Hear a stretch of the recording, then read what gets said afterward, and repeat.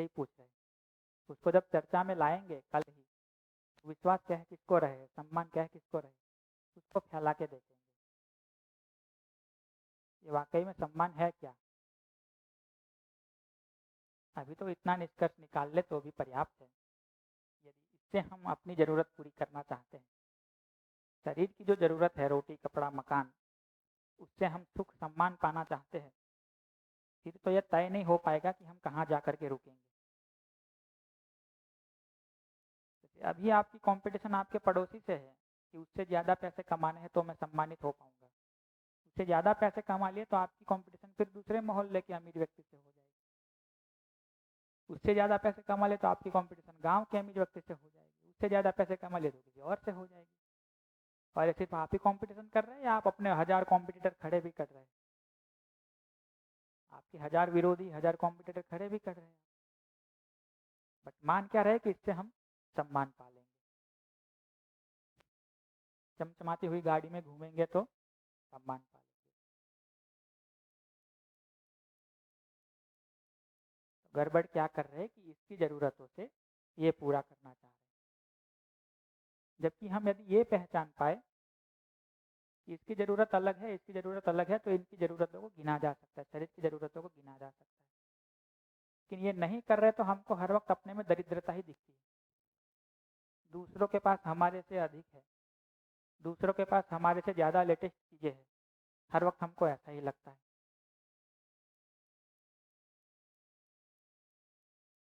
अभी आज के दिन आप देखेंगे ना कि हुआ क्या है। ये जो पैसा है ना,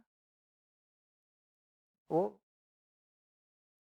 आंकड़ों से जुड़ गया है, बैंक बैलेंस इत्यादि इत्यादि। पहले समृद्धि किसको कहते थे? हमारे पास इतनी ज़मीन है, हमारे पास इतनी भेड़ बकरी है, हमारे पास इतना घर है, हमारे पास इतना अनाज पड़ा है, इसको लोग समृद्धि मानते थे। तो उसकी एक लिमिट होती थी ना, कितनी भेड़ बकरियां रखोगे आप, तो उसमें भी आदमी अनलिमिटेड जाता ही था, बट फिर भी उसकी एक लिमिट तय करना आसान था। उसमें भी आदमी दौड़ लगाता ही था जो कभी ख़त्म ना हो, बट फिर भी आसान था उसमें कि आप अनाज रखेंगे तो कितना भरेंगे घर में, फर्नीचर लाएंगे तो कितना लाएंगे। अब वो वस्तु से हट के कहाँ आ गया, एक नंबर पे, मेरे बैंक में इतना बैलेंस है। कई बार वो बैंक का बैलेंस और गेम में कितने पॉइंट हुए, उन दोनों में कोई ज़्यादा फर्क नहीं लगता। थोड़ा भी हम गणित जानते हैं तो हमको पता है कि ये आंकड़ों का कोई अंत होता है क्या। एक विरोधाभास है कि अनादिकाल से मानव जाति चल रही है। पहले अपन क्या थे, अभी कितनी आधुनिकता में आ गए। तो क्या ये डेवलपमेंट, ये आधुनिकता में से ही पैदा हुई? पहला सवाल। दूसरा है कि अगर ये पहला होती, सवाल क्या कहा? अनादिकाल से मानव जाति चल रही है, हाँ, ठीक है, पहले अपन आदिम थे, मतलब कोई इतना आविष्कार नहीं हुआ था, मतलब कैसे अपन जंगलों में जी रहे थे, उसकी मानव जाति का एक संपूर्ण रूप, अपन एक विकसित रूप देख रहे हैं अभी, अवेयरनेस। तो ये कहाँ से आया? मैं से आया, शरीर से तो नहीं, पहला सवाल।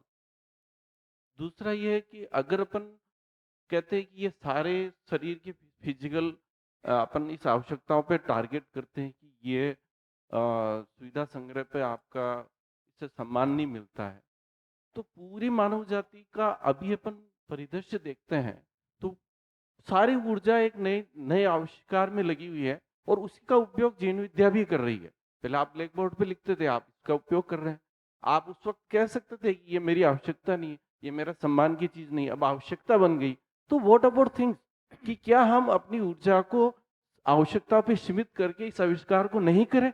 अगर ये कहते हैं कि नहीं करें, अपन सम्मान से जुड़ा हुआ नहीं, सम्मान नहीं, आवश्यकता ही आधुनिकता का रूप हो गई है। और उस आधुनिकता को उपभोग करते करते अपन सहजता से उस आवश्यकता में आ गए और अपन यंग जनरेशन को यह संदेश दे रहे कि ये एक सम्मान की चीज नहीं है, इसमें आप सम्मान मत जोड़ो।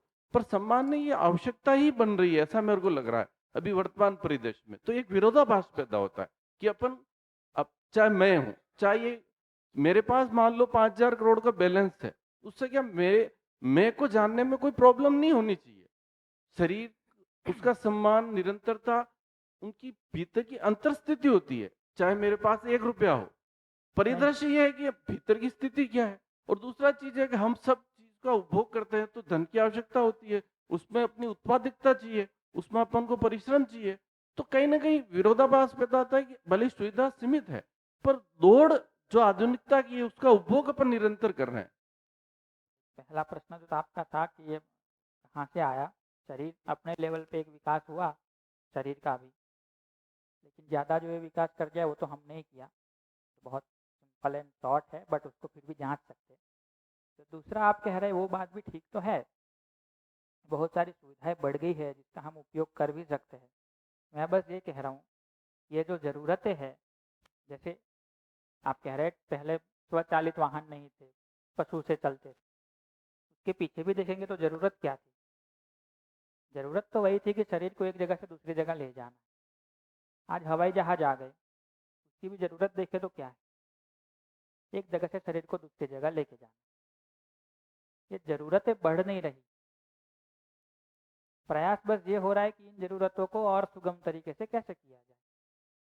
और यदि ये सुगमता के लिए कर रहे हैं तब तो अच्छा ही है, लेकिन यदि हम उससे सम्मान जोड़ रहे हैं कि आज यदि आप बैलगाड़ी में बैठ के जा रहे हैं तो आप बहुत अपमान पाएंगे, यदि आपको लगता है कि आप ऑडी मर्सिडीज में जा रहे हैं तो आप बहुत सम्मान पाएंगे, ये हो रहा है वो को हमको अपने भीतर सोचना पड़ेगा कि हमने अपना सम्मान इन चीज़ों से तो जोड़ के नहीं रखा। आप सिंपल कपड़े पहनते हैं जो पहले लोग पहनते थे, तो आप अपने में अपमानित खुद ही महसूस करते हैं और आपको लगता है कि हम बहुत हाई फाई कपड़े पहन लिए तो हमारा बहुत सम्मान हो जाएगा। ये मान रहे तो आपको कहीं सोचना पड़ेगा कि ये ज़रूरत तो शरीर की है, ज़रूरत बस इतनी है कि शरीर को एक जगह से दूसरी जगह लेके जाना है। डिस्टेंस थोड़ा है तो आप चल के भी ले जा सकते हैं, शरीर खुद भी तो चल सकता है। डिस्टेंस ज़्यादा है तो कोई बड़े वही व्हीकल का उपयोग कर सकते हैं। तो वो शरीर की ज़रूरत है और पूरी करनी है तब तो ठीक है, लेकिन उससे सम्मान पाना है तब वो गड़बड़ है।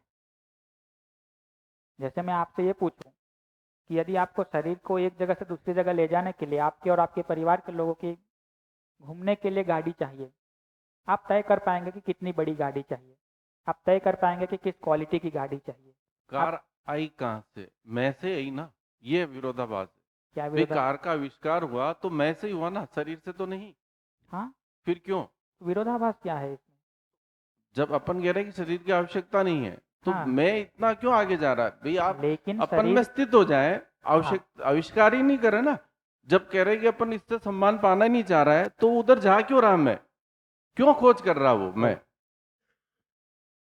खोज इसलिए कर रहे हैं, उसके दो कारण हैं। एक ये है कि ये ज़रूरत शरीर की है, लेकिन अल्टीमेटली शरीर चलाना हमारी ज़रूरत है कि नहीं? सीमित साधनों से भी हो रहा ना। हाँ, पहले ही हो रहा था, उसकी जरूरत क्या थी? और अपन प्रकृति को नुकसान पहुंचा रहे हैं, ध्वनि प्रदूषण, वायु प्रदूषण, तो वो सब कुछ है। जो पर आप, उसको रोक क्यों? अगर ये चीज नैसर्गिक नहीं है तो ये रुक क्यों नहीं रही? अगर ये जो आधुनिकता नैसर्गिक नहीं है तो रुक क्यों नहीं रही? मैं इतना हावी हो रहा है क्या इस पे? ये ऊर्जा गलत दिशा में जा रही है क्या मैं की? भाई इसको ऐसे देखना पड़ेगा कि ये जो कुछ भी हम सोच रहे हैं, जो कुछ भी आविष्कार कर रहे हैं, ये हम ही कर रहे हैं। लेकिन हम यदि अपनी बारे में, अपनी व्यवस्था को, परिवार की व्यवस्था को, समाज की व्यवस्था को समझ कर करेंगे, जान कर करेंगे तो सही दिशा में करेंगे। जहाँ रुकना होगा वहाँ रुक जाएंगे, उसको जाने बगैर इसी से सुखी हो जाएंगे, ये मान करके कर रहे, फिर कोई फुल स्टॉप नहीं लगेगा उस पर। फिर प्रकृति का भले जो होना है और वही चल रहा है। तो ये मैं की ऊर्जा गलत जा रही है, ऐसा इसलिए हो रहा है क्योंकि किस डायरेक्शन में जाना है, व्यवस्था क्या है, व्यवस्था के अंदर मुझे करना क्या है, ये पूरा संसार बन गया है, मेरा क्या रोल है। ये पकड़ में आएगा तो हम ठीक तरह से काम करेंगे, ठीक जगह ऊर्जा लगाएंगे, ठीक जगह आविष्कार करेंगे। ये पकड़ में नहीं आ रहा तो कहीं भी ऊर्जा लगाएंगे, कहीं भी तोड़ फोड़ करेंगे। ऐसा है।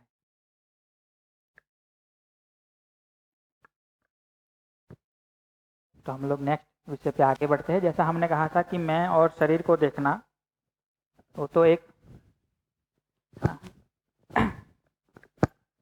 ऐसा मुद्दा है जो चलता रहेगा, तो लंबा काम भी है। तो अभी हम एक नेक्स्ट मुद्दे को देखते हैं कि समृद्धि क्या है।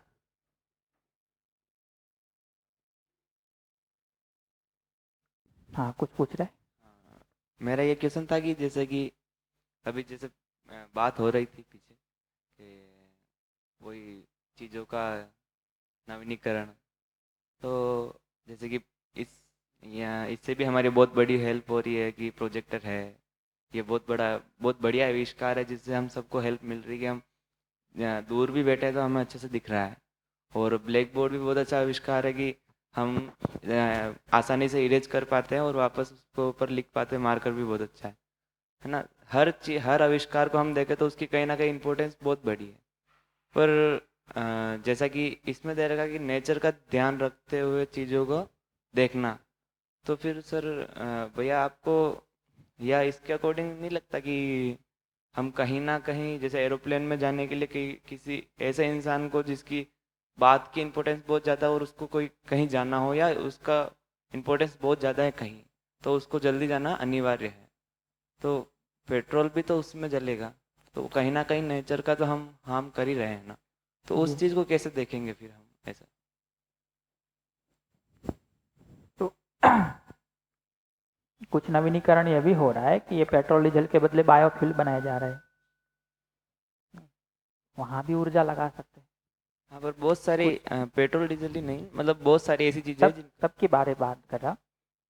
कुछ नवीनीकरण ये भी हो रहा है कि ये इलेक्ट्रिसिटी जो कोयले और उन चीज़ों से बनती है उसके बदले सौर ऊर्जा का उपयोग किया जाए, पवन ऊर्जा का उपयोग किया जाए, प्रवाह ऊर्जा का उपयोग किया जाए। प्रवाह ऊर्जा मतलब नदी में जो डैम बना के टरबाइन चला के करते हैं वो, तो ये भी नवीनीकरण है। तो प्रकृति भी ठीक रहे, हमारा भी काम सुगम हो, वो ज़्यादा ठीक तरीका है। तो इसको शब्द देंगे तो एक शब्द है विज्ञान, जिससे ये सब चीज़ चलती है। उसके साथ एक और शब्द जुड़ता है विवेक। विवेक नहीं है और विज्ञान डेवलप किए जा रहा है, तो एक दिन इस धरती को सूरज भी बना सकते हैं। धरती को सूरज भी बना सकते हैं। ये है विवेक के बगैर का विज्ञान।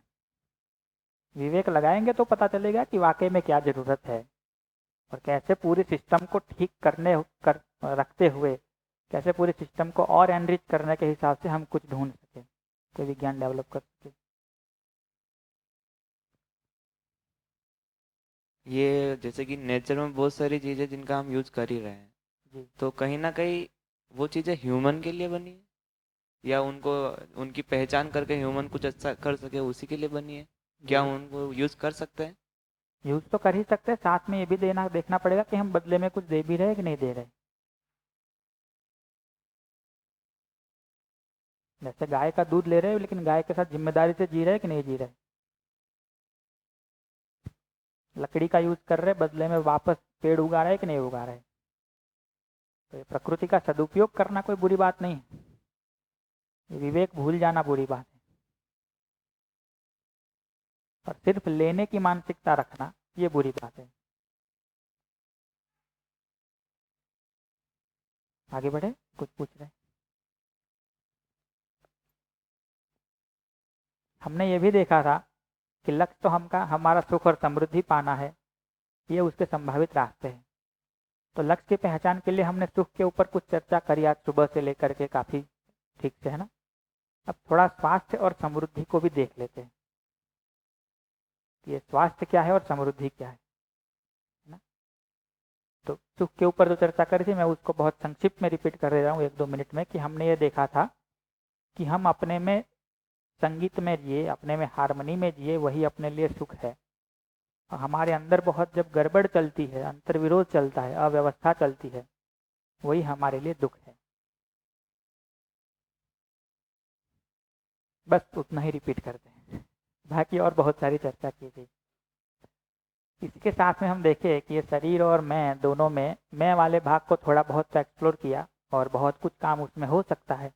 अब शरीर के साथ उसकी क्या व्यवस्था है उसको देखते हैं, तो स्वास्थ्य और समृद्धि पर भी थोड़ी बात कर लेते हैं। तो यहाँ से हम विधिवत रूप से शिविर शुरू कर रहे हैं। अब तक वार्म अप चल रहा था, अब तक आप लोगों को थोड़ा तैयार किया जा रहा था कि शिविर में बैठ पाए, सुन पाए। शिविर अब यहाँ से शुरू हो रहा है। जब से हमने मैं और शरीर को अलग करके देखा, वहां से हो गया शुरू कि हम मानव में व्यवस्था को देखना शुरू करें। वो पहला स्टेप हमने देखा मैं और शरीर के रूप में, दूसरा देखेंगे स्वास्थ्य और समृद्धि में, फिर कल से ये शुरू करेंगे जहाँ संबंधों पे बहुत सारे जो आपके प्रश्न हैं जिसको मैं रोक रहा हूँ, फिर बात करेंगे कर रहे, वो कल से यहाँ शुरू होंगे। परिवार में, व्यवस्था में, संबंध में कैसे जिया जाए उसको लेकर। समाज पे परसों बात करेंगे, लास्ट में प्रकृति और अस्तित्व के बारे में बात करेंगे। तो अभी ये स्वास्थ्य और समृद्धि पर थोड़ी बात कर लेते हैं। इसको रिपीट करने की जरूरत हो तो मैं जस्ट बोल दे रहा हूँ कि मैं और शरीर का अस्तित्व के रूप में हम मानव है। शरीर की जरूरतें जड़ है, मेरी जरूरतें भाव और विचार से पूरी होती है। शरीर की जरूरतें भौतिक रासायनिक वस्तुओं से पूरी होती है। तो ये जो पूरा मामला है जड़ का है, ये पूरा चैतन्य का क्षेत्र है। स्वास्थ्य की हम यहाँ 2 व्याख्याएं दे रहे हैं प्रस्ताव रूप में। पहली व्याख्या, शरीर मैं के यानी कि मेरे अनुसार काम करे। आपका ये निर्णय बन रहा है कि मुझे चल के जाना है, शरीर चल पा रहा है, शरीर स्वस्थ है। आपका ये निर्णय बन रहा है कि चलना है लेकिन शरीर उठ भी नहीं पा रहा, चल भी नहीं पा रहा, लड़खड़ा जा रहा है, तो स्वस्थ शरीर कहेंगे, बीमार शरीर कहेंगे? बीमार शरीर कहेंगे। आप चाहते हैं कुछ देखे, कुछ सुने, शरीर वो कर नहीं पा रहा तो बीमार है। तो मेरी जो आशा है उसके अनुसार मैं शरीर को चला सकूं, कंडीशन अप्लाइड, सही आशाएं है वो। आप कहें मुझे उड़ के जाना है, शरीर उड़ नहीं रहा, तो वो बीमार शरीर नहीं है।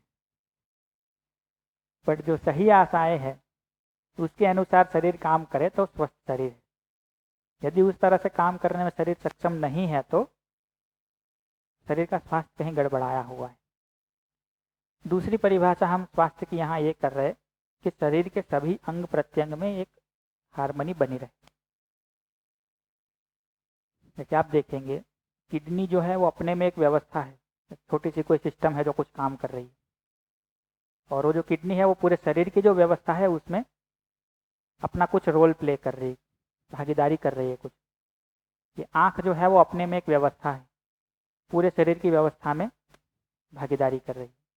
ये सभी अंग प्रत्यंग जो है शरीर के वो सब व्यवस्था में हो, सबकी मिल के भी शरीर की एक सुंदर व्यवस्था बनी रहे, तो हम कहेंगे कि शरीर स्वस्थ है। यदि आपका दिमाग तो कह रहा है कि हाथ ऊपर करना है, सिग्नल भी यहाँ तक जा रहा है, लेकिन हाथ उसका रिस्पॉन्स नहीं दे रहा, उठ नहीं रहा, तो आप क्या कहेंगे? शरीर स्वस्थ है क्या? यहाँ कुछ लकवा जैसा कुछ प्रॉब्लम हो गया, कुछ गड़बड़ हो गई, गड़बड़ हो गई। तो ये क्या हो गया? अंग प्रत्यंगों के बीच व्यवस्था बिगड़ गई। दांत चबा तो ले रहे हैं, जीभ टेस्ट तो कर ले रही है, जो उसमें लार मिलनी है वो मिल जा रही है, भोजन अंदर भी उतर जा रहा है, लेकिन लीवर अपना काम नहीं कर रहा, आंत अपना काम नहीं कर पा रही, तो क्या कहेंगे?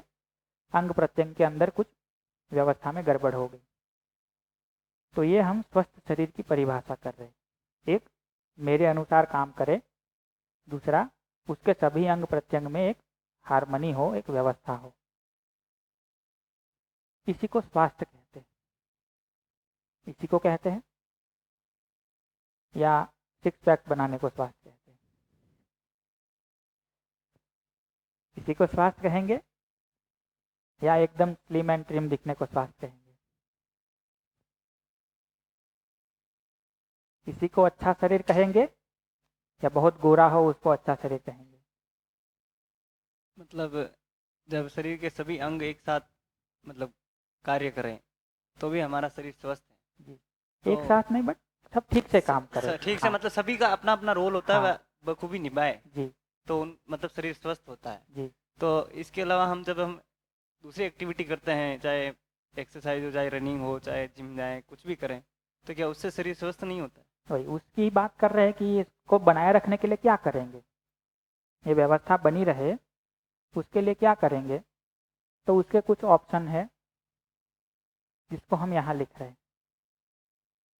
इसमें आपका वाला ऑप्शन यहाँ है, ये रहा आपने कहा। पहला ऑप्शन है स्वस्थ रहने के लिए क्या? अपने आहार विहार को ठीक करें। आहार का मतलब सिर्फ जो भोजन ले रहे वही नहीं, भोजन जो ले रहे, पानी ले रहे, हवा ले रहे, धूप कितनी ले रहे, सब जो भी इनपुट ले रहे शरीर में वो सबको क्या कह रहे? आहार। उसमें भोजन भी इंक्लूडेड है ही, बट हवा कैसे ले रहे हैं, धूप कितने ले रहे हैं, वो सब चीज़ें इसमें, उसको कह रहे हैं विहार।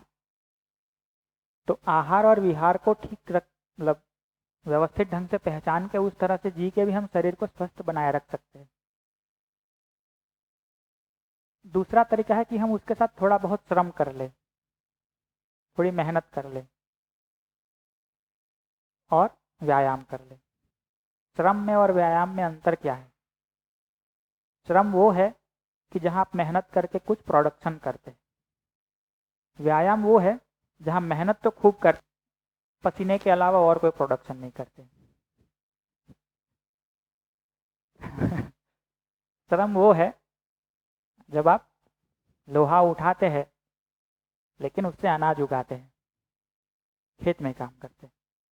व्यायाम वो है जहां आप लोहा उठा उठा के वहीं वापस रख के आ जाते हैं।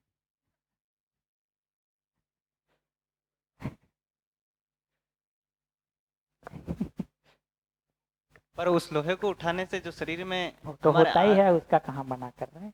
मैं तो बस दोनों में अंतर दिखा रहा हूँ आपको। तो जो होता है वो होता ही है, मैं कहाँ मना कर रहा हूँ। कल बाजार में आजकल 2 तरह की साइकिल मिलती है।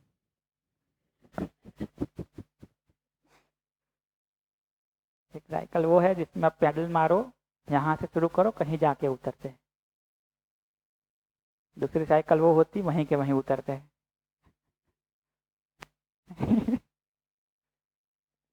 पहली वाली साइकिल चला रहा है उसको हम पिछड़ा हुआ मानते हैं, दूसरी वाली चला रहा है उसको मॉडर्न मानते हैं।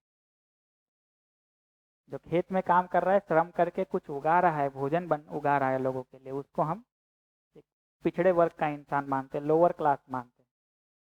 और जो लोहा उठा उठा के वहीं रख दे रहा है उसको हम बहुत मॉडर्न मानते हैं, हेल्थ कॉन्शियस मानते हैं। अंदर दिखा रहा हूँ और कुछ नहीं कर रहा, दोनों में ये डिफरेंस है।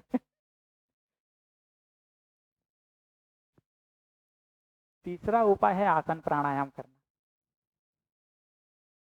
शरीर को स्वस्थ बनाए रखने के लिए कुछ आसन प्राणायाम करना। चौथा उपाय है औषधि लेना। मतलब शरीर के अंदर कुछ गड़बड़ हो गई है तो बाहर से कुछ ऐसा डाला जाए जो अंदर जाके उसको ठीक करे, तो कहते हैं औषधि। और एक और उपाय है ऑपरेशन करा लेना। ये सारे उपाय तो है, लेकिन सिर्फ ये जो ग्रे कलर के बॉक्स में है, क्या लगता है उससे स्वास्थ्य मेंटेन रखा जा सकता है? आहार विहार को ठीक रखे और थोड़ा बहुत श्रम करे, इतने से स्वास्थ्य मेंटेन हो सकता है? यदि इतने से नहीं हो रहा या इसमें से हम ठीक नहीं कर पा रहे, आहार ठीक रख नहीं पा रहे, विहार अपनी पूरी दिनचर्या ठीक रख नहीं पा रहे, आहार मतलब सिर्फ खाना नहीं, सारे इनपुट जो ले रहे वो, और श्रम नहीं ठीक से कर पा रहे, फिर हमको ज़रूरत पड़ती है व्यायाम करने की। व्यायाम करने की ज़रूरत पड़ रही मतलब ये जो है उसको पूरा नहीं कर पा रहे।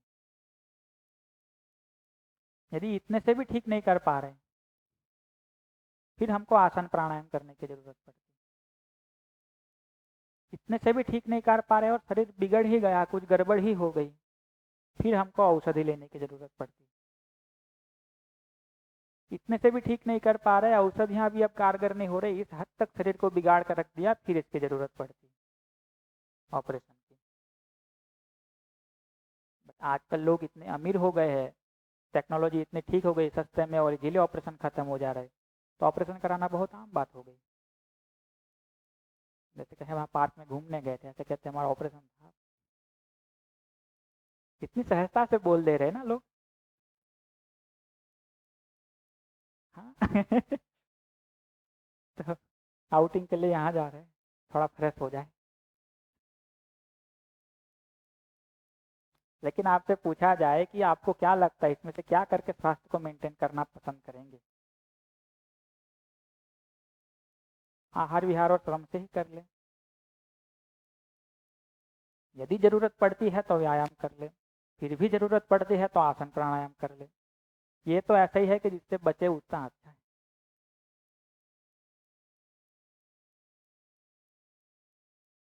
लेकिन आज के दिन हमारे लिए स्वस्थ रहने का सबसे प्रमुख उपाय ये तो नहीं है। अव्यवस्था से शरीर को व्यवस्था में वापस लाने के लिए, जो गड़बड़ हो ही गई है शरीर में अब, तो उसको ठीक करने के लिए।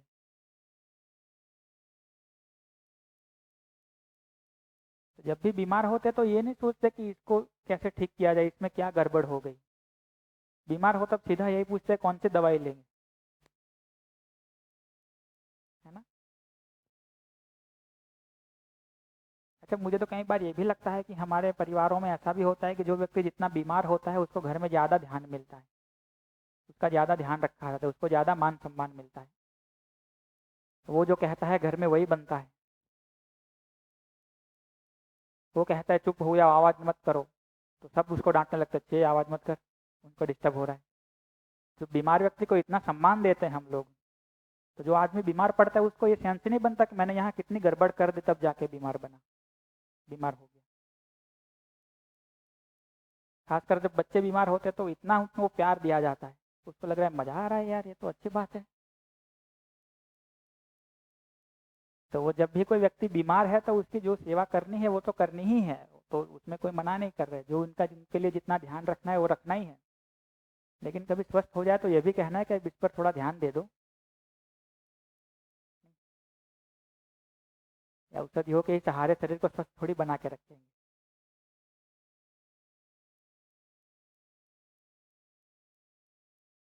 जैसे आप कोरोना में भी देखेंगे बहुत सारे लोगों ने सिर्फ इतने से ही चीज़ों को ठीक कर लिया।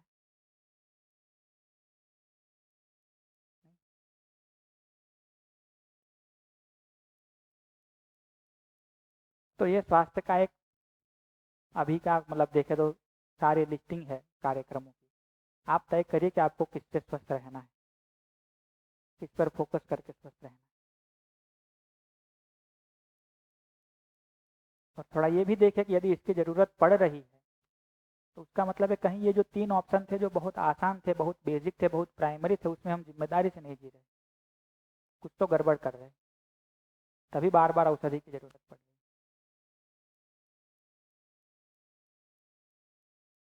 अच्छा भैया, आपने कहा कि आहार और विहार आज मतलब पहले जैसा खान पीन आज अभी इस जनरेशन में रहा नहीं। पहले की खान और पीन में जो मतलब जो क्षमता थी, उर्वरता मतलब जो थी, गुण थे, वो अभी नहीं है। तो हम कैसे मतलब खुद को मतलब हेल्दी बनाए? फिर उसके लिए तो व्यायाम करना ही पड़ेगा ना। मैं कहाँ मना कर रहा हूँ। नहीं तो वो व्यायाम के लिए नहीं कह रहा हूँ मैं, पर जैसे इनके अलावा मतलब और हाँ, वो बात तो आपकी ठीक है कि क्वालिटी तो काफ़ी डाउन कर दी है हमने। और फिर बीच में और ये जो हाँ, फास्ट फूड आ गए हैं, इनके प्रति और ज़्यादा अग्रसर हो रहे हैं जो युवा है। विहार की क्वालिटी भी काफ़ी डाउन करी है। पूरी दिनचर्या, पूरी लाइफस्टाइल देखे तो कब सोते हैं कब जगते हैं कुछ पता नहीं चलता। मेरे फ़ोन में कभी एक व्हाट्सएप पे एक मित्र का मैसेज आया हुआ था 4:30 बजे सुबह। तो मैंने कहा यार अच्छी बात यार, इतना जल्दी जगते हो, इतना जल्दी जग के मैसेज किया था। तो बोले नहीं नहीं, सोने से पहले मैसेज किया था। तो विहार को भी काफ़ी हमने वो कर दिया है। आहार वाले में भी देखेंगे तो थोड़ा सामाजिक लेवल का भी काम है, बट इतना भी नहीं बिगड़ गया है कि आज के दिन की भी आप सब्जी फल और शुद्ध खाना खा करके स्वस्थ ना रह सको। इतना भी खराब नहीं हो गया है। हो तो गया है काफ़ी खराब, बट उतना भी नहीं हो गया है। हाँ, आप यदि ये चाह रखते हैं कि हमको भीलवाड़ा में जो उगता है वो नहीं खाना है, हमको जो कश्मीर में उगता है वो फल खाना है, फिर ये पक्का है कि उसके ऊपर बहुत सारी दवाई छिड़की गई होगी, क्योंकि उसको यहाँ से वहाँ मतलब वहाँ से यहाँ ऐसे नहीं लाया जाता। तो वहाँ उगते हैं तो पक मतलब आप ही सोचिए ना, कोई फल पकता है फिर कितने टाइम तक ठीक रह सकता है। आप पूरा टाइम सोचिए कि जब पका होगा फल, फिर उतारा होगा, पैक हुआ होगा, वहाँ से ट्रांसपोर्ट में निकला होगा, कहीं गया होगा, वहीं रहा होगा, वहीं से किसी ने खरीदा होगा, फिर वहाँ से कहाँ गया होगा, किसी ने खरीदा होगा, तो आपके घर तक आते आते तो वो एकदम सड़ जाना चाहिए था, बट एकदम फ्रेश आता है जैसे अभी पेड़ से उतारा हो। तो इसका मतलब क्या हुआ, कच्चा उतार लिया था, दवाई से पकाया, दवाई से ही अब तक बनाए रखा उसको। तो आहार में भी काफ़ी सूक्ष्म सूक्ष्म बातें सोचने जैसी। हम ये चाहते हैं कि हमको साउथ इंडिया के फल खाने हैं, तो या तो वो वहाँ से ट्रांसपोर्ट में बहुत महंगे और दवाई वाले हो के आए हैं, या तो यहाँ उसको उस तरह से उगाया गया है जो प्राकृतिक नहीं है, राजस्थान की गर्मी में ना हो ऐसे फल है, किसी अप्राकृतिक विधि से उगाया गया है। अब आप वो खाएंगे तो उसका क्या असर हो। या आप ये तय करते हैं कि हमको सर्दियों में भी आम खाने हैं, तो बिजनौर में एक संस्थान है ऐसा, हमारा स्वास्थ्य संस्थान हमारा इसलिए कह रहा है जो कि इसी से जुड़े लोग हैं, वो लोग बहुत सिंपल सूत्र बताते हैं स्वस्थ रहने का। दो चार है बट एक बहुत सिंपल है, लोकल खाओ सीजनल खाओ, लोकल खाओ सीजनल खाओ। सिग्नल मतलब? सीजनल, सीजनल, जिस सीजन में जो उगता है उसको उसी टाइम खाओ। तो यदि आप सर्दियों में आम खाना चाहते हैं तो या तो उसको अब उगाया गया है जो प्राकृतिक नहीं है, या तो वो तब का है और अब तक उसको स्टोर करके रखा था डीप फ्रीज करके, वो भी प्राकृतिक नहीं है। सबसे इम्पोर्टेंट ये है कि गर्मियों में आपका शरीर वो फल पचा पाता है, ठंड में वो फल आपका शरीर पचा पाएगा कि नहीं पता नहीं। तो सारा ही डैमेज करके है, बट मन बन रहा है ये कि अभी आम खाना है तो खाइए। तो ये आहार और विहार में भी काफ़ी शोध लोगों ने की है अपने देश में, मतलब बहुत सारी शोध है और बहुत सूक्ष्म सूक्ष्म बातें सोची है लोगों ने, उससे ही काफ़ी सारा स्वास्थ्य तो मेंटेन हो सकता है। ये स्लाइड भी मेरे को आईना दिखाने जैसी कि श्रम की मेरी आदत है नहीं, आहार को अभी धीरे धीरे समझ ही रहे हैं, तो वास्तव में जिंदगी ऐसे निकाल दी। पर अब ठीक है, जितना बचा उस समय उसमें ठीक करेंगे। कल इसलिए मैंने वो आम का रस बनाया था वहाँ, मैंने नहीं खाया। मैंने कहा इसी, मुझे बोला भी किसी ने अरे ये तो खाओ बहुत बढ़िया है, मैंने कहा नहीं अभी इस मौसम में नहीं खाऊंगा, ठंड में आम का रस पीने क्या मतलब है। तो वास्तव में आजकल ये स्टेटस सिंबल बन ही गया है, और क्या है, जो जिस मौसम में नहीं मिलता है वो मिल जाए तो वो विकास माना जा रहा है। और सही अभी बात, तो लोग इतना सोच रहे हैं कि ये तरबूज जो गोल है तो पैकिंग में थोड़ा दिक्कत करता है, तो इसको ऐसे क्यूब बना दिया जाए, और बनाए भी है, अच्छा तो पैकिंग में आसानी रहेगी। चोको तरबूज,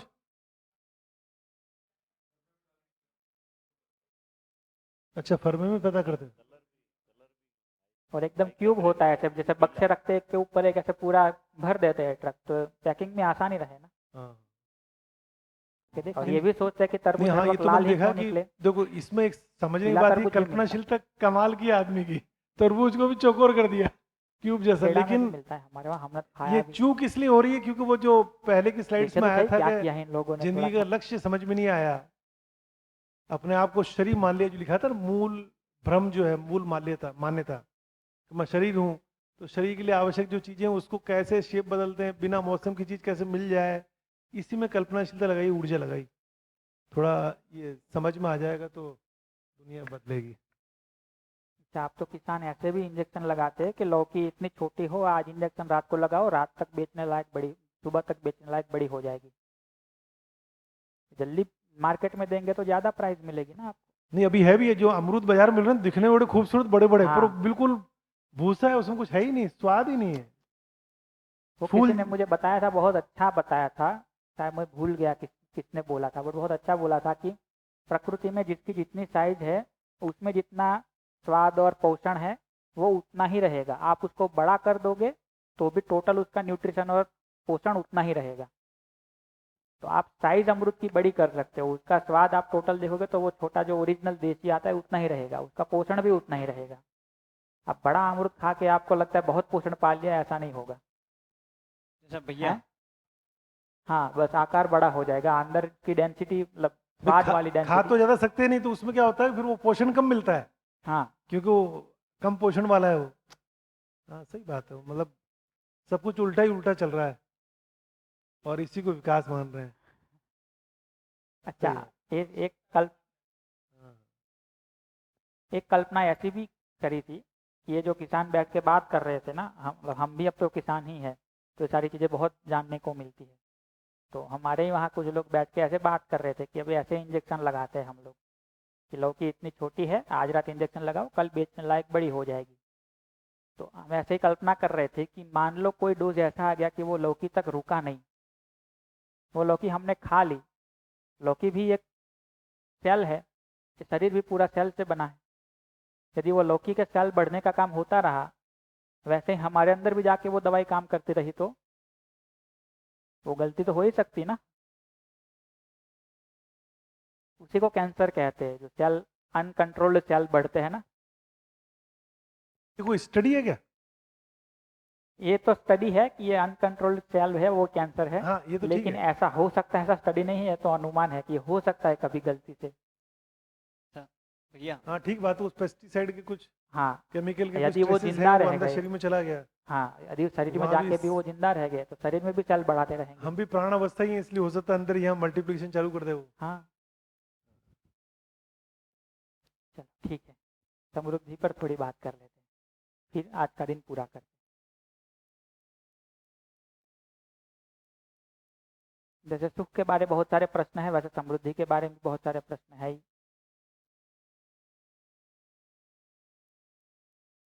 इस पर हमने काफी विस्तार से बात की थी। स्वास्थ्य की हमने 2 परिभाषा देखी, शरीर मेरे अनुसार काम करे, दूसरा शरीर के सभी अंग प्रत्यंग के बीच एक व्यवस्था बनी रहे।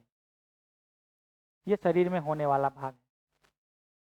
मुझे क्या करना है, तो शरीर के पोषण, संरक्षण, सदुपयोग की जिम्मेदारी का मेरे में भाव हो, उसी को क्या कह रहे? संयम। जैसे बहुत स्वादिष्ट चीज तो मिल गई है खाने के लिए, लेकिन मैं शरीर के पोषण, संरक्षण, सदुपयोग को सोच करके उसको तय कर रहा हूँ कि खाना है कि नहीं खाना है, कितना खाना है, तो मैं संयम पूर्वक स्वास्थ्य को बनाए रखने के लिए खाता हूँ। लेकिन यदि जैसे आपने बताया कि आम का रस देख के ये भाव नहीं रहा शरीर के पोषण, संरक्षण, सदुपयोग वाला, और बस यही रहा कि इसको पाकर के सुखी हो जाना है, फिर वो संयम का भाव नहीं रहेगा, फिर तो भोजन से सुख पाने का काम करेंगे और शरीर का स्वास्थ्य भी खराब करेंगे। तो ये जब शरीर को स्वस्थ बनाए रखने के हिसाब से भोजन, कपड़ा, मकान, साधन सोचते हैं, तो वो असीमित लगता है या सीमित लगता है? गिना जा सकता है। शरीर को स्वस्थ बनाए रखने के लिए जितने कपड़े चाहिए वो तो गिने जा सकते हैं। शरीर को स्वस्थ बनाए रखने के लिए जो जो आहार चाहिए वो तो गिना जा सकता है। शरीर को स्वस्थ बनाए रखने के लिए घर का जैसा डिजाइन होना चाहिए वो तो तय किया जा सकता है। लेकिन ये संयम का भाव नहीं है, तो ये असीमित है।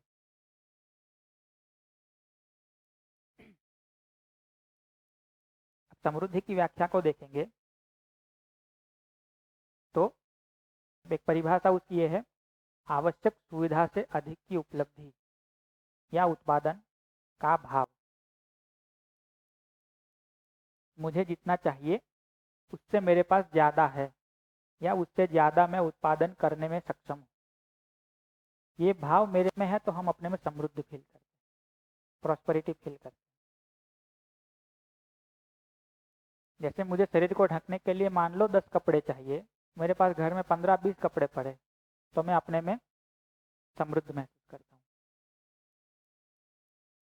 यदि मेरी आवश्यकता निश्चित है तो, यदि मुझे पता ही नहीं कि मुझे कितने कपड़े चाहिए, फिर कपड़ों को लेकर कभी समृद्धि नहीं आएगी, हर वक्त लगेगा कि और चाहिए। यदि मुझे पता है कि ये सोफा, बेड, पलंग, ये सारा फर्नीचर है, किस लिए चाहिए, उसका क्या सदुपयोग है, तो हम तय कर सकते हैं कि कौन सी चीज़ चाहिए, किसका क्या सदुपयोग है, किस मात्रा में चाहिए, सब तय कर सकते हैं। यही पता नहीं है कि इससे मुझे सुविधा पानी है या सम्मान पाना है या कितना चाहिए, तो फिर तो हर महीने सोफा बदलते रहो, हर महीने खिड़की के पर्दे बदलते रहो।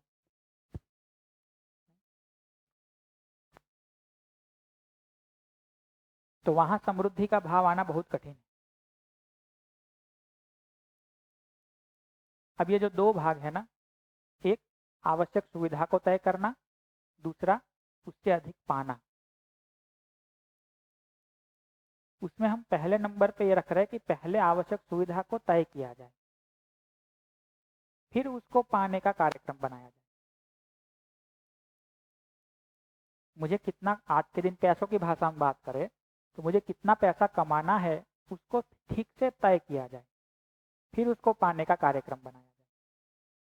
तो किसी एक लिमिट पे जाके हमको लगेगा कि हाँ, हमको जितना चाहिए था उससे अधिक हो गया।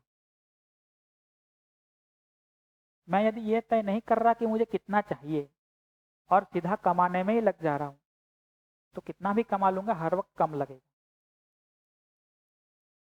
हर वक्त लगेगा थोड़ा और, थोड़ा और, उससे ज़्यादा। लेकिन मुझे पता है कि मुझे कितना चाहिए, तो एक लिमिट के बाद मैं उस जगह पर आ सकता हूँ कि समृद्ध हो गया, अब और इसके पीछे दौड़ने की ज़रूरत नहीं है। तो अपने में समृद्धि का भाव आ सकता है। तो इसलिए हम ये कह रहे हैं कि पहले ये उत्पादन वाला शुरू करने से पहले भी जरूरी ये है कि आवश्यक क्या है इसको सोचा जाए। और ये जो आवश्यक है वो तय कैसे होगा? सही समझ से। और ये जो उत्पादन है वो कैसे होगा? स्किल से, सही हुनर से। तो आज के दिन जो हम अपने आप को तैयार भी करते हैं उसमें सही हुनर या पैसा कैसे कमाया जाए ये तो बहुत सीख लेते हैं, लेकिन ये आवश्यकता तय कैसे करेंगे, कितना चाहिए वो कैलकुलेट करेंगे भी कि नहीं करेंगे, तो वो तय करना थोड़ा छूट रहा है। तो हमको कई बार लगता है कि भाई हम महीने 20-25 हज़ार कमा रहे बट कम पड़ रहे। पूछेंगे कि क्यों कम पड़ रहे, तो कोई ठीक उत्तर निकलेगा या गोल गोल उत्तर निकलेगा? वो थोड़ा ज़्यादा कमा रहा है मुझसे, या अभी मेरे ये शौक पूरे नहीं हो रहे, या अभी हमको तो ये गाड़ी छोटी पड़ रही, बड़ी लानी है इसलिए और पैसा चाहिए, तो तय नहीं निकलेगा। लेकिन यदि ये तय पक्का है कि हमको इतना कमाना है, हमने तय किया है सही समझ के आधार पे, फिर हम ये तय भी कर पाते हैं कि उसको कमाना कैसे है और कितना कमा के फिर हमको उसमें एक लेवल का बस कंटिन्यूटी बनाए रखनी है। बाकी बहुत सारा काम हम और जगहों पर लगा सकते, टाइम और जगहों पर लगा सकते हैं।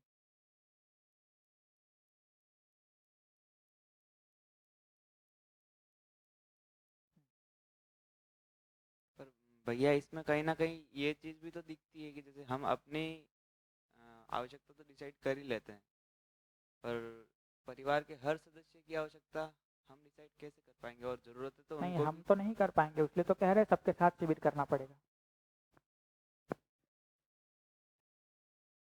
आपने तय कर रखा है कि इतना सोफा पर्याप्त है, लेकिन घर में नहीं लग रहा पर्याप्त है। लेकिन फिर भी आप अभी भी देखेंगे पूरा घर की समृद्धि भले आप तय ना कर पाए, कुछ तो वस्तु ऐसी होती है जो आपके निर्णय में होती है, उतना तो तय कर ही पाते हैं ना। कुछ वस्तुएं ऐसी होती है जो आपके निर्णय के दायरे में होती है, उतना तो तय कर ही पाएंगे। तो धीरे धीरे परिवार वालों का भी ध्यान दिलाए तो वो भी तय हो सकता है आगे का भी। जैसे आपको कहीं फास्ट फूड खाने का मन कर रहा है, कौन से परिवार वाले आपको जोर जबरदस्ती खिला रहे हैं? आपको नया कपड़ा खरीदने का मन कर रहा है, लोग जबरदस्ती थोड़ी कह रहे खरीद लो। तो जो हमारे दायरे में है वो तो तय कर ही सकते हैं, उतनी तो तृप्ति पा ही सकते हैं। इंजीनियर थे, उन्होंने तय किया कि हम स्वावलंबन से जिएंगे, तो उस वक्त उन्होंने ये कैलकुलेट किया कि पूरे धरती की, मतलब सॉरी, पूरे देश की जमीन कितनी है और पूरे देश में परिवार कितने हैं, परिवार को कितनी जमीन हिस्से में आएगी, वो आंकड़ा मिल गया, तो उन्होंने उतनी जमीन परचेज की। ज़्यादा तो खरीद ही सकते थे, पैसे तो थे ही, बट देखा कि हमारे हिस्से में जितना आता है उतना ही लेंगे, किसी और के हिस्से की जमीन हम नहीं लेंगे। धीरेन्द्र सोनी जी, धीरेन्द्र सोनी जी, आप जाके भी आए उनके घर,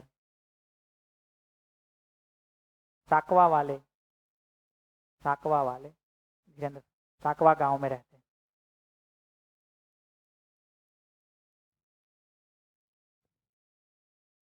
बताइए, और कोई मुद्दा हो समृद्धि को लेकर के तो बात करते हैं। मतलब भैया आप ये कहना चाहते हैं कि जितना हमें आवश्यकता हो उतना ही हम करें तो प्रति मतलब। मैं ये कहना चाह रहा हूँ कि हम अपनी आवश्यकताओं को तय कर सकते हैं यदि हम किसी के दबाव प्रभाव में आए बगैर सोचे तो। अब आप ये दबाव प्रभाव में है कि हमने फलाने एक्टर का घर देखा है, हमको तो ऐसा ही घर बनाना है, या वो जैसे कपड़े पहनता है हमको ऐसे कपड़े पहनने, फिर आप अपनी आवश्यकता तय नहीं कर पाएंगे। तो मैं ये कह रहा हूँ कि आप अपनी आवश्यकताएं तय कर पाते हैं, आप सही हुनर को, सही स्किल को सीख के उस आवश्यकताओं को पूरा कर पाते हैं और इससे आप समृद्ध महसूस कर पाते हैं। अब क्या करना चाहिए वो तो आप तय करिए।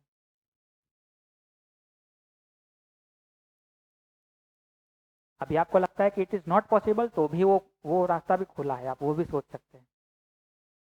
पड़ोसी से ज़्यादा चाहिए ये आसान नहीं है। आवश्यकता ज़्यादा चाहिए, दुनिया के हर व्यक्ति को मिल सकता है, और 4 घंटे मिल सकता है, ये मैं भी कन्विंस हो गया हूँ कि अगर ये समझ आ जाए पूरी ये रिसर्च, तो 4 घंटे में अभी आवश्यकता मैं से कमाया जा अहमदाबाद में सकता है। किसी के घर गया था, तो उनका वो सैनिटरी का मतलब बिजनेस है, टाइल्स एंड सैनिटरी जो दुकानें होती ना, बाथरूम और टॉयलेट के चीज़ें बेचने की। तो उन्होंने कहा, शाम के टाइम में घर गया था तो बोले आज या कल ही मैंने एक कस्टमर आया था हमारे यहाँ, तो बाथरूम के बस उसको नल और शावर चाहिए थे, और कुछ नहीं, टाइल्स से भी नहीं, टॉयलेट सीट भी नहीं, बाथ टब भी नहीं, कुछ नहीं, बस नल और शावर। और उनके घर में बाथरूम कितने थे? 5। बड़ा घर बनाया था, 5 बाथरूम थे और सिर्फ नल और शावर थे। तो बोले कितने का बिल बनाया होगा? क्या अनुमान है? 5 बाथरूम के बस नल और शावर।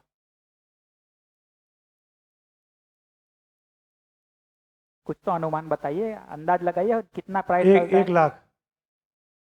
10,000, आप कह रहे 1 लाख, 30-40 हज़ार, 7 लाख का बिल बना था उनका। 7 लाख। खिड़कियां थोड़ी डलवाई थी, सिर्फ नल और शावर, सोने के भी नहीं थे।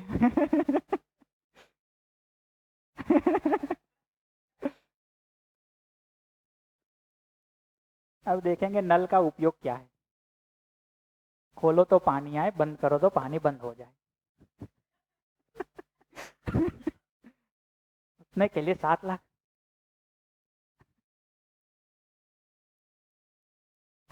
है?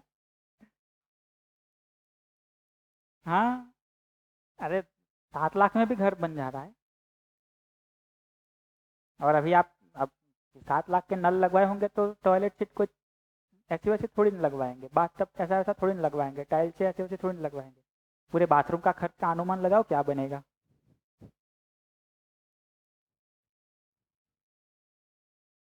बाथ टब में तो मुझे समझ में नहीं आता कि इसमें सोते सोते नहाना होता है, नहाते नहाते सोना होता है।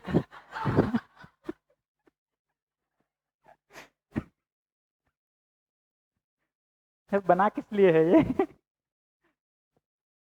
और आजकल तो नल ऐसे ऐसे बना रहे, पहले तो नल का विज्ञान समझना पड़ता है कि ये खुलता कैसे है। ऐसे होता है, ऐसे होता है, ऊपर होता है, क्या खुलता कैसे है ये? हाँ, सेंसर वाले भी आ गए, रिमोट वाले भी नल है। अच्छा।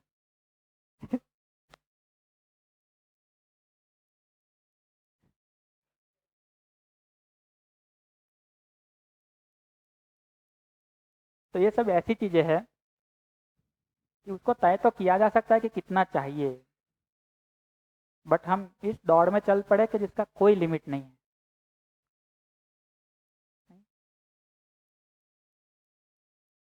अब कुछ इलाके ऐसे हैं, आपके राजस्थान में भी होंगे, कि इतना नमकीन पानी आता है, आपके 7 लाख के नल भी खराब कर देगा वो।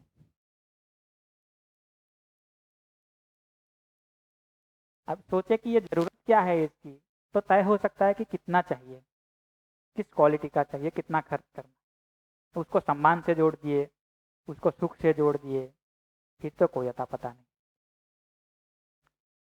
तो मूल बात इतनी है कि आवश्यक सुविधा का निर्धारण हम सही समझ से कर सकते हैं और उसको सही हुनर से पूरा किया जा सकता है। ये समृद्धि का एक मेन कॉन्सेप्ट है, इस पर सोचिए। आगे हम कल बात करेंगे और भोजन के बाद भी गोष्ठी करेंगे ही।